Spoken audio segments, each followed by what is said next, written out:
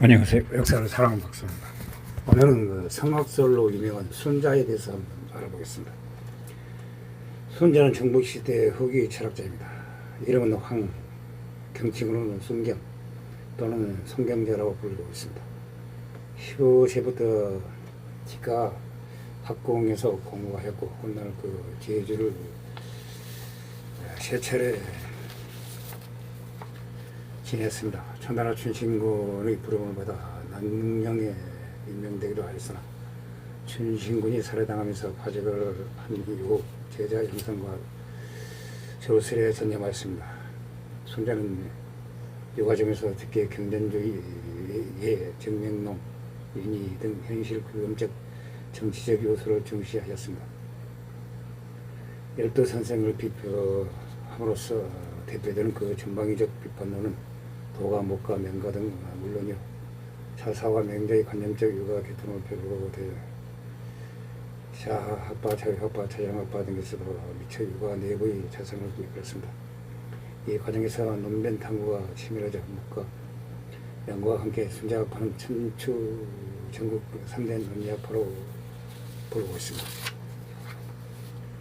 내부 비판을 가하며 스스로를 공자의 적통으로 인식했으나 사실 순자의 예는 공자보다 법적인 부분이 강하고 이신농 사상으로서 도의 양이 농후합니다. 하지만 동일한 이유로 제자백과의 여러 학설들을 비판적으로 개성했다고 평가를 받아서 선진 사상의 집대성지라 칭하기도 합니다.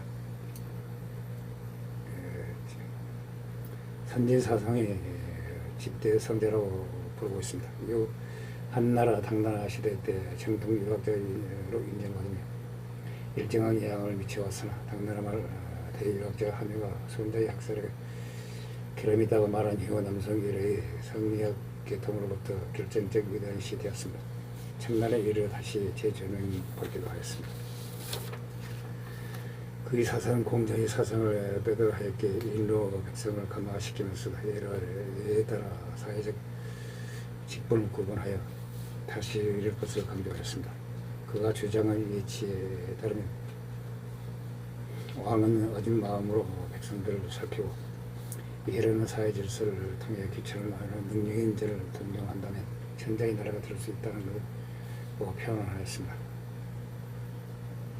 순자의 왕정 정치입니다. 하지만 그의 제자인 한미자 이사는 왕이 굳이 원인 행동을 하지 않아도 능력인 신을 동경해 엄격히 법을 집행하며 백성들에 따라 보국강명이 된다는 폐도 형식을 주장하였습니다. 왕도 정치는 가식정의 있는 시대에서 사용 가능한 방법이라고 비판하고 따로 법과를 만들게 됩니다. 그의 제자는 이서로 대표되는 법과 정치가 계열이 유명하지만 부구백 등 유가 학자 계열로 남아 원한 정리로 본전 후학 형성에 힘쓴 예술도 있습니다. 이기 등 보존된 고대 유가 문화는 순자 학파의 공과 학식이 적지 않다는 견해가 있습니다. 사마천의 사기에서는 순자는 수만 자에 달하는 글을 지어 남겼습니다.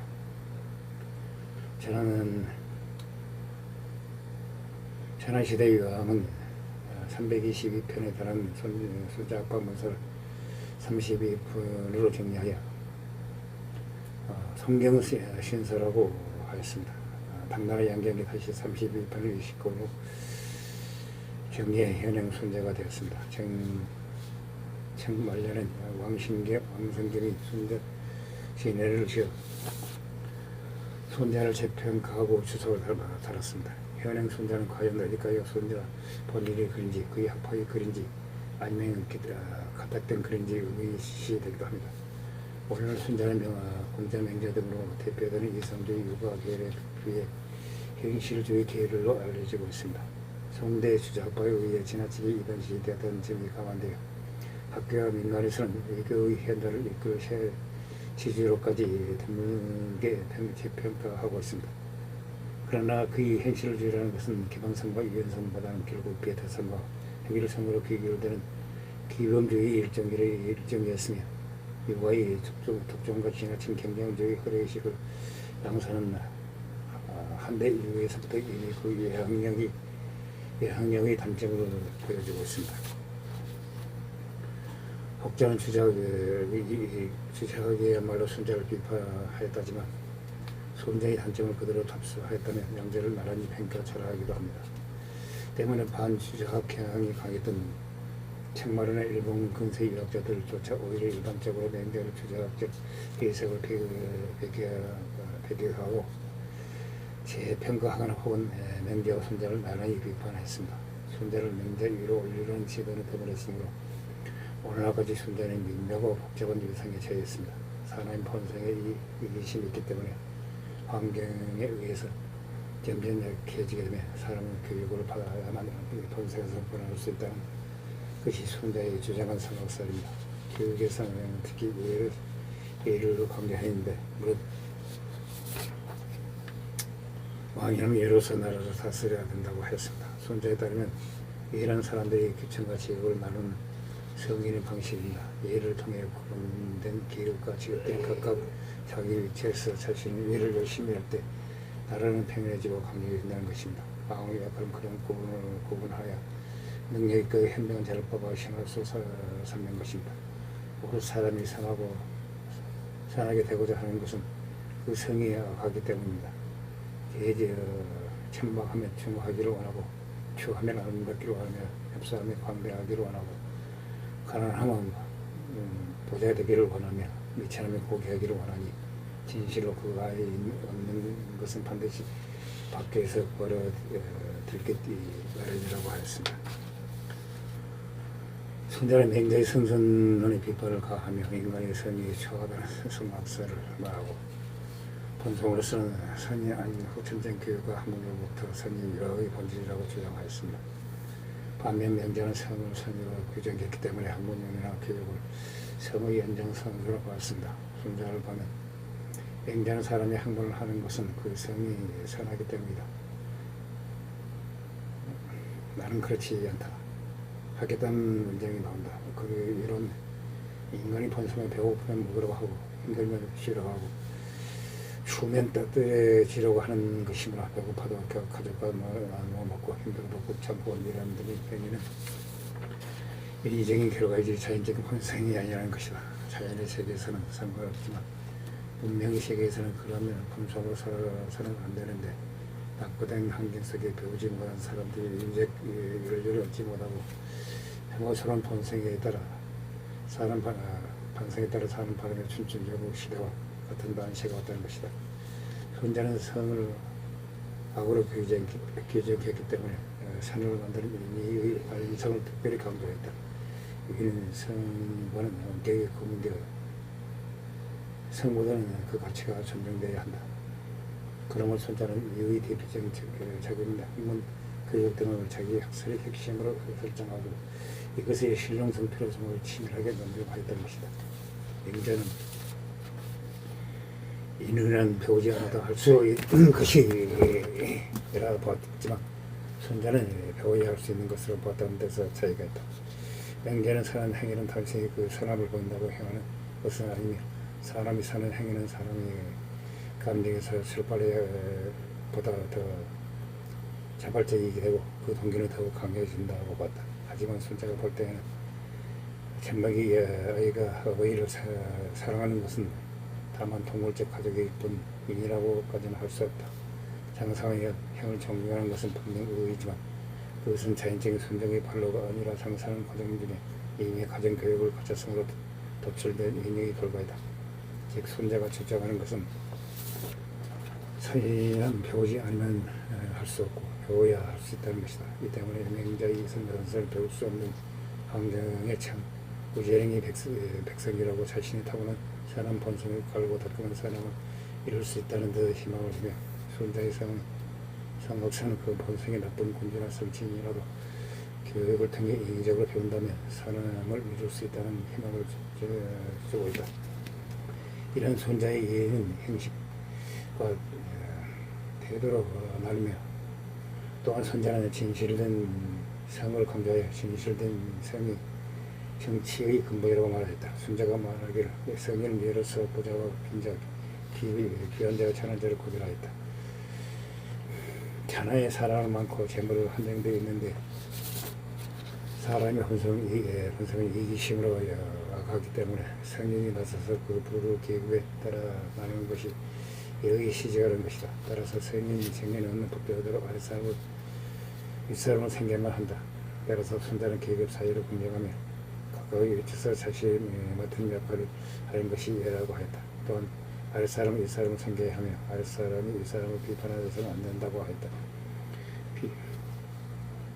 비판하는 것은 윗사람의 권한이어서 예에 어긋나기 때문이다. 지금으로부터 철저히 엘리트주의적 사고방식 맹자에서 윗사람이 잘못하면 미워하고 부끄러워해서 지적하고 고쳐주는 것이 어려움이었지만 손자에게는 윗사람이 잘못했을 때 아랫사람이 지적하는 것은 예의 어긋남으로 어려움이 아니다 라고 말했다. 당시 대의 기준으로 보더라도 매우 권위적인 생각이었다. 이런 사고방식을 물려받은 손자의 제자들이 그의 철권 통치 인물이 되어버린 것은 당연한 수순이었는지 모른다.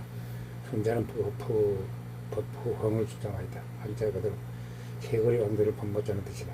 옛날 외적의 상황들의 행적이라고 남아있는 기록이 얼마 되지 않고 있어도 얘기가 두루뭉실하기 짝이 없으므로 실제적으로 본받을 것이 없다는 것이다. 비거적 선명히 본받을 것을 잘 남긴 지도자들을 주로 본받자는 것이다. 그런 지도자는 대략 전나라 때부터 나타났다. 때문에 손자는 왕자들 중에서도 비교적 후대 왕자들 전나라 문왕과 무왕 등을 주로 본받자고 한다. 손자는 선대의 왕들을 본받은 것은 부정한 것이 아니라 사람 중에서도 행적에 뚜렷한 자를 본받자는 것이다. 덕이 없으면 기하게 삼지 않고 능력이 없으면 권리를 등려하지 않으며 공적이 없으면 상을 주지 않으며 죄가 없으면 벌을 주지 않는다. 조정에서는 여행으로 지혜를 차지한 지나가 없고 백성 중에는 여행으로 살아본 사람이 없게 하며 어제인 일을 성성하고 능력 일을 부려 등급에 따라 일을 시킵니다. 성실한 사람을 박해내고 포간 사람을 근제시키되 행보를 지나치지 않게 하여 백성들이 밖에 다 알게 하며 대저 좋은 일을 한 집안이 있으면 조정에서 일을 취하하여 상을 내리고 보이지 않는 곳에서 나쁜 일을 하면 밝혀내고 공개적으로 행보를 내립니다. 그 다음으로 중요한 것이 어질고 능력 있는 사람을 친하고 동경하는 것입니다. 그런 후에 공을 씌웠으며 상을 주고 죄를 지었으며 벌을 주는 신성필모를 확실하게 해야 한다는 것이 피해도 능력 있는 사람을 동료하자는 것은 마찬가지입니다. 차이점은 왕들은 왕 스스로가 다른 사람의 모범을 보여야 능력이 수많은 사람들이 주위에 올려들어 천하의 주인이 된다는 것입니다.